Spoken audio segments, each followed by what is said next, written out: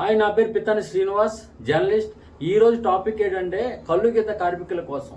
విశాఖపట్నం తీరంలో చేపల వేటకు వెళ్లి నడి సముద్రంలో బోటి మునిగిపోయిన ఘటనలో గల్లంతైన మత్స్యకారులకు రాష్ట్ర ప్రభుత్వం ఒక్కో మత్స్యకారుడి కుటుంబానికి ప్రభుత్వం 10 లక్షల చొప్పున ఎక్స్గ్రేసియా ఆర్థిక సహాయం అందజేసింది.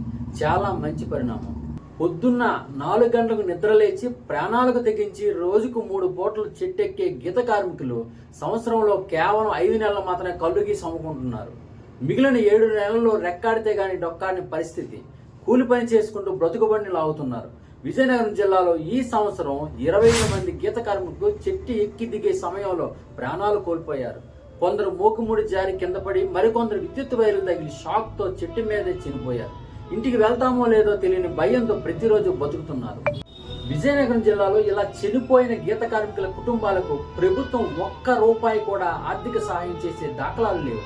మరి మత్స్యకారులకు ఒక న్యాయం, గీత కార్మికులకు ఒక న్యాయమా?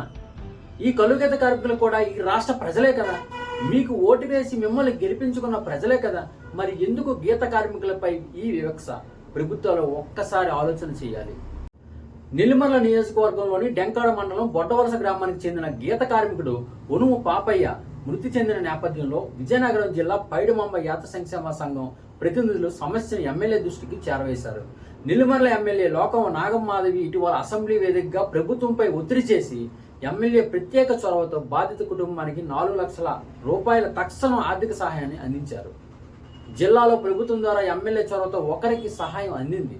ప్రభుత్వం రాష్ట్రంలో ఉన్న అన్ని కల్లు గీత కార్మికులకు ఆర్థికంగా ఆదుకోవాలని కోరుకుంటున్నారు.